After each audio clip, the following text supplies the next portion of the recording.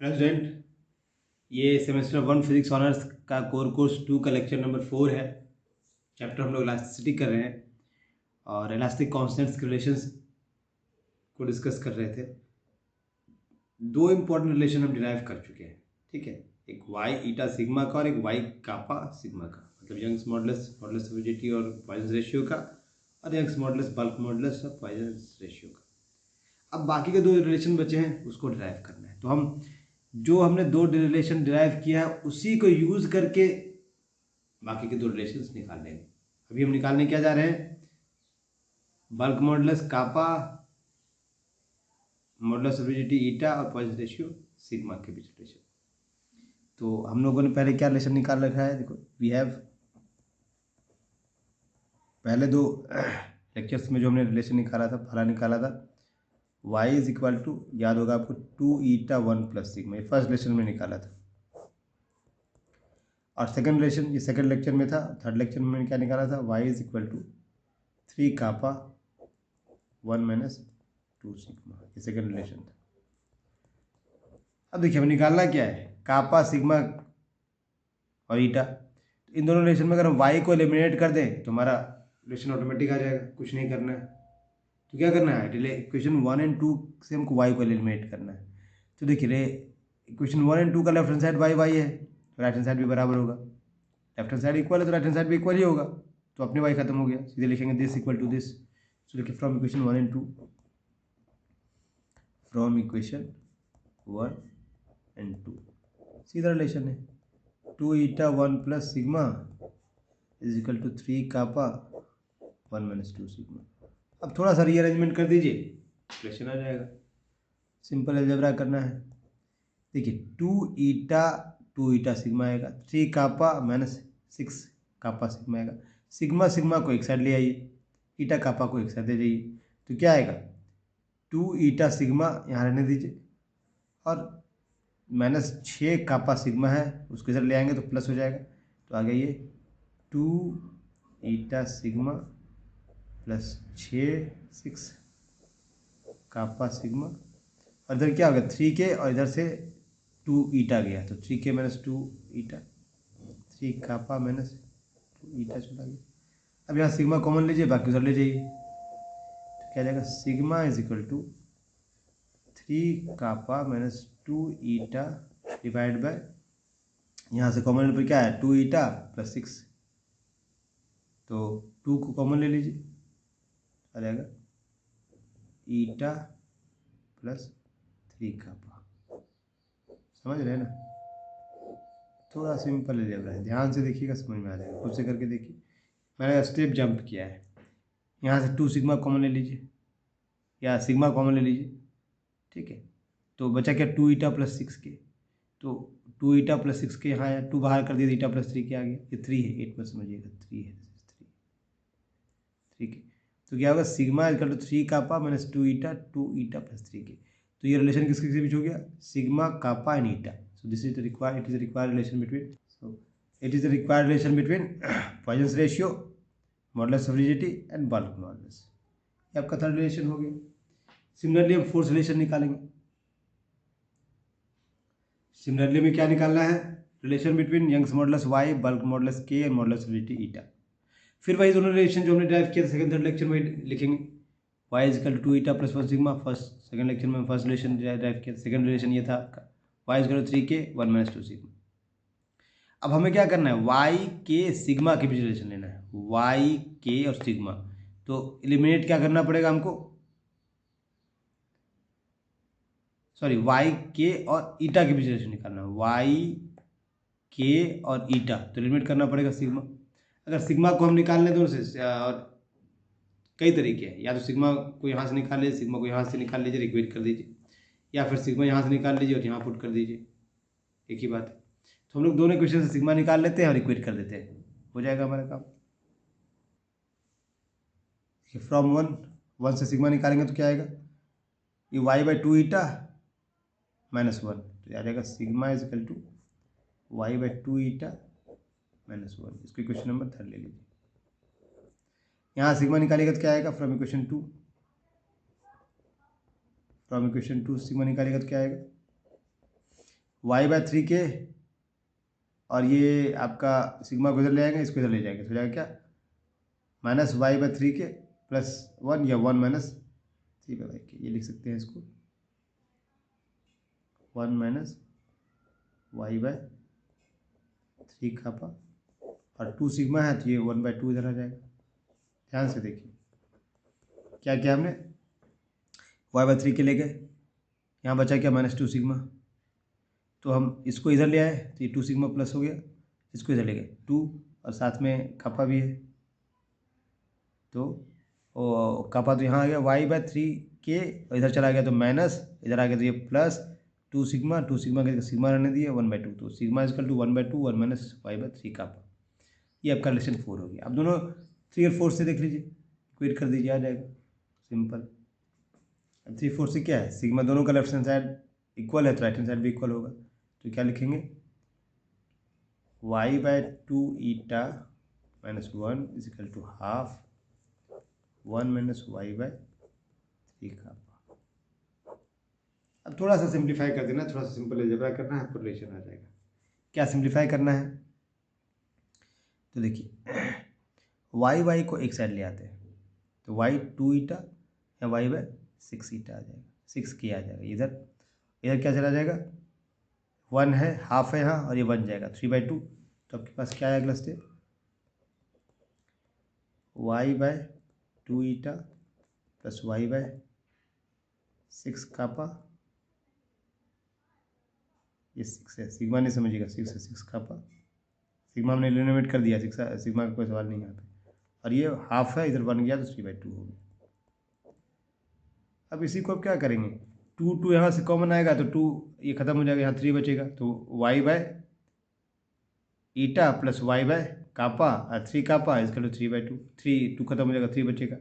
y को हम इसके नीचे ले आते हैं तो क्या देगा हमारा 1/ईटा 1/3 कापा इज इक्वल टू 3/y। अब थोड़ा सा और अगर इसको सिंप्लीफाई करना चाहें 3 से मल्टीप्लाई कर देंगे, ये भी रिलेशन है, पर 3 से मल्टीप्लाई कर देंगे तो क्या जाएगा 3/ईटा 1/कापा और 9/y, ये रिलेशन आपका आ गया। This is required relation between eta kappa Y, ये भी रिलेशन है, कोई दिक्कत नहीं, यहाँ भी आप छोड़ दें तो अभी कोई परेशानी नहीं है, ठीक है। तो रिलेशन हो गया क्या, modulus of rigidity, bulk modulus और यंग मॉडुलस के बीच रिलेशन आ गया आपका, उसी को लिख देते हैं, क्या हो गया, it is the required relation between Young's modulus Y, modulus of rigidity eta, bulk modulus kappa. तो इस तरह से हमने चारों रिलेशंस निकाल लिए, 4 रिलेशंस हमें निकालना था, 4 कॉन्स्टेंट्स थे हमारे पास, तो हम 4 रिलेशंस निकाल लिए इलास्टिक कॉन्स्टेंट्स के बीच, तो ये काम हमारा हो गया। अब हम क्या करेंगे कि हमें अब एक सबसे इम्पॉर्टेंट शॉर्ट क्वेश्चन बनता है इस चैप्टर का, limiting value of Poisson's ratio, ठीक है, उस पर डिस्कस करते हैं। वो एक बहुत इंपॉर्टेंट शॉर्ट क्वेश्चन हमेशा अक्सर हाँ आता है, और इन्हीं रिलेशंस से उसको हम डिराइव करेंगे, ठीक है। अब हम क्या डिस्कस करने वाले हैं कि पॉइजन्स रेशियो का लिमिट क्या होगा, इसकी वैल्यू कहाँ से कहाँ तक वैरी कर सकती है।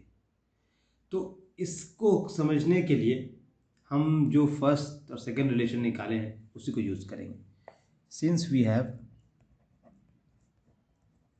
फर्स्ट रिलेशन क्या था इलास्टिक कांस्टेंट के बीच, y is equal to 2 eta 1 plus sigma, और सेकंड रिलेशन क्या था, y is equal to 3 kappa 1 - 2 sigma, ठीक है। ये दोनों रिलेशन बहुत इंपॉर्टेंट है, जब हमने इसका डेरिवेशन किया था, इसका कंप्लीट डेरिवेशन, इसका कंप्लीट डेरिवेशन आपको याद रखना है। बाकी अब एक बार डेराइव आपने कर लिया तो इससे इसी को यूज करके हमने अगला दो रिलेशन निकाला, और अब पॉइजन रेशियो का लिमिटिंग वैल्यू भी निकाल रहे हैं। अब देखिए इक्वेशन के दोनों लेफ्ट हैंड साइड इक्वल है तो सेम लॉजिक लगेगा, हमारे पास राइट हैंड साइड भी इक्वल होगा, तो क्या हो जाएगा 2 eta 1 plus sigma is equal to 3 kappa 1 - 2 sigma, ये आ गया। अब हम जानते क्या है, वी नो दैट ईटा हमेशा जो है मॉडुलस ऑफ रिजिडिटी पॉजिटिव होगा, कापा जो बल्क मॉडुलस है वो भी पॉजिटिव होगा, ठीक है। जो बल्क मॉडुलस है वो भी पॉजिटिव है, और जो मॉडुलस ऑफ रिजिडिटी वो भी पॉजिटिव है। तो अब हमारे पास सिग्मा क्या हो सकता है, या तो पॉजिटिव हो सकता है नेगेटिव, हम इस रिलेशन को देख कर नहीं बता पाएंगे कि पॉजिटिव होगा कि नेगेटिव होगा। तो हम कंडीशन अप्लाई करते हैं।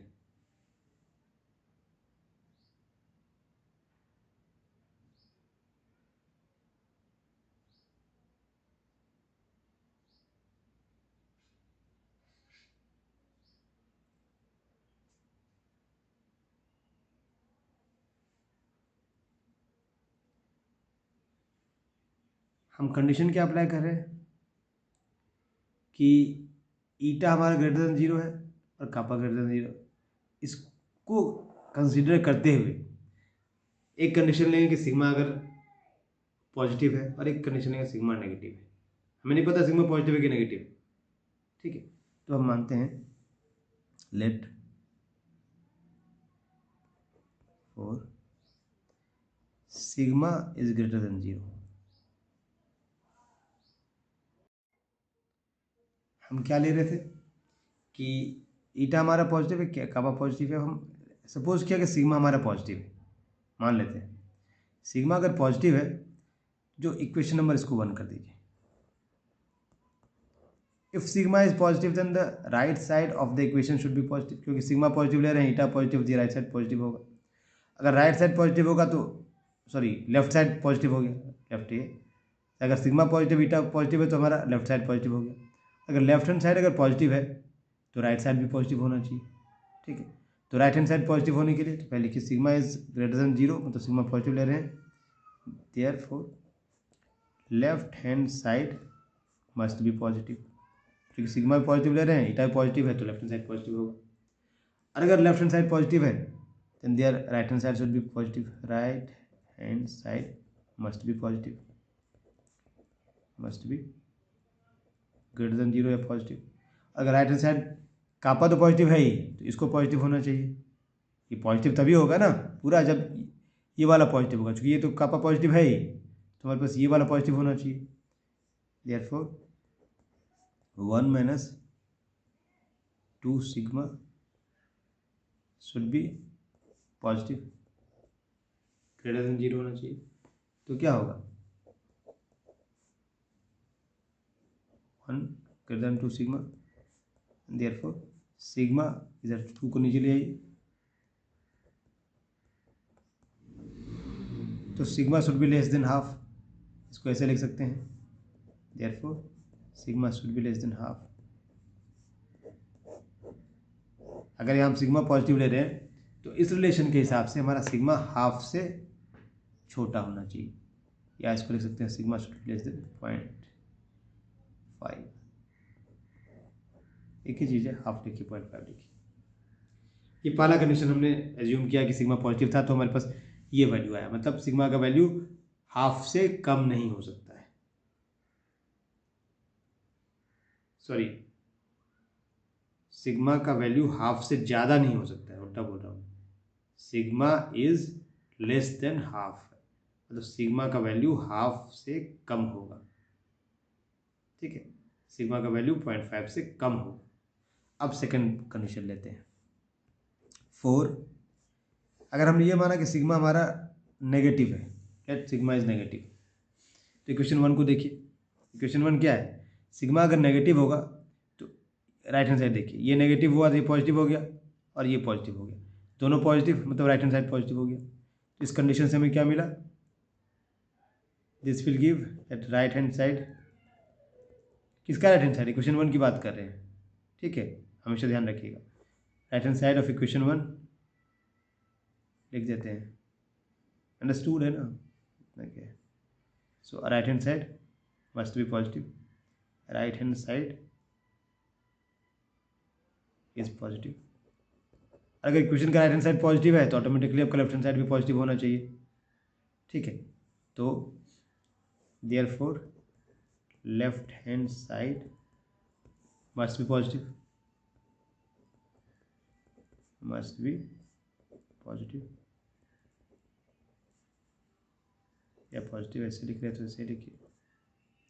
अब अगर ये पॉजिटिव होगा इसका मतलब क्या हुआ, देयरफॉर ईटा तो पॉजिटिव आपका है ही, इक्वेशन 1 में लेफ्ट हैंड साइड में ईटा पॉजिटिव है ही, तो ये पॉजिटिव होना चाहिए। तो पॉजिटिव होने के लिए क्या होगा, 1 plus sigma should be greater than 0। 1 plus sigma should be greater than 0, इसका मतलब क्या हुआ, सिग्मा इज ग्रेटर देन -1, मतलब हमेशा होगा सिग्मा जो होगा 1 -1 से बड़ा होगा। ठीक है, ये कंडीशन आ गया आपका सेकेंड। अभी हमने यहाँ क्या निकाला था, सिग्मा हाफ से छोटा है और सिग्मा -1 से बड़ा है, मतलब लिमिटिंग वैल्यू क्या हो गया, सिग्मा -1 से लेके हाफ के बीच में होगा, है ना। Therefore we can say that -1 sigma -1 से बड़ा है और 0.5 से छोटा है। ये आपका आ गया 10 पॉइजन्स वैल्यू या Poisson's ratio sigma lies between -1 to 0.5, -1 और हाफ के बीच में होगा सिग्मा। ये तो हमारा थियोरेटिकल लिमिट आ गया। लेकिन अगला सवाल इसमें होता है कि क्या सिग्मा का वैल्यू नेगेटिव हो सकता है, मतलब प्रैक्टिकल लिमिट क्या हो, क्या सिग्मा नेगेटिव होगा। तो देखिए सिग्मा क्या है, पॉइजन्स रेशियो। पॉइजन्स रेशियो क्या होता है, lateral strain by longitudinal strain. अगर आप देखते हैं किसी भी ऑब्जेक्ट का अगर लॉन्गिट्यूडिनल में आपको फोर्स लगा रहे हैं, मानिए रबड़ को आप खींच रहे हैं, रबड़ को ऐसे खींच रहे हैं, ठीक है, रबड़ खींचिएगा ऐसे तो ये लेंथ बढ़ेगा और डायमीटर घटेगा। अक्सर ये होता है किसी चीज़ को खींचिएगा तो उसका लेंथ अगर बढ़ रहा है तो डायमीटर घटेगा। लेकिन अगर सिग्मा की वैल्यू आप नेगेटिव लेते हैं, उसका मतलब क्या हुआ, उसका मतलब हुआ कि आप जब लेंथ बढ़ा रहे हैं तो डायमीटर बढ़ रहा है। सिग्मा अगर आप नेगेटिव वैल्यू चूज करते हैं, इसका मतलब हुआ ऐसा मटेरियल है जिसका कि आप लेंथ बढ़ा रहे हैं और डायमीटर भी बढ़ रहा है। तो प्रैक्टिकली ऐसा कोई मटेरियल अवेलेबल नहीं है कि आप खींच के लेंथ बढ़ाइए तो उसका डायमीटर भी बढ़ जाए। इसका मतलब सिग्मा का नेगेटिव वैल्यू हम डिस्कार्ड करते हैं। तो प्रैक्टिकल लिमिट हमारा क्या हो जाएगा, 0 से 0.5। देखिए उसी बात को हम लिख रहे हैं, प्रैक्टिकल लिमिट ऑफ सिग्मा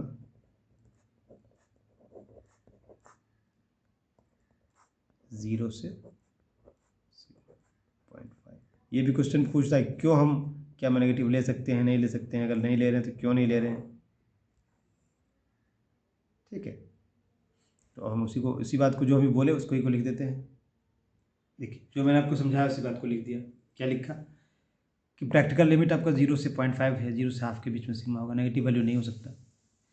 क्यों, a negative value of sigma, that is Poisson's ratio, would mean that on being extended a body would also expand laterally.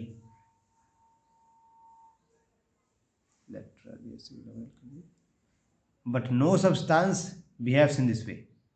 मतलब क्या, वही बताया कि अगर लेंथ को बढ़ा रहे हैं, खींच रहे हैं तो उसका डायमीटर भी बढ़ेगा। नेगेटिव का मीनिंग यही हुआ। लेकिन ऐसा कोई सब्सटेंस नहीं है कि आप लेंथ को बढ़ाइए और डायमीटर भी उसका बढ़ जाए, लेटरल एक्सपेंशन हो जाए।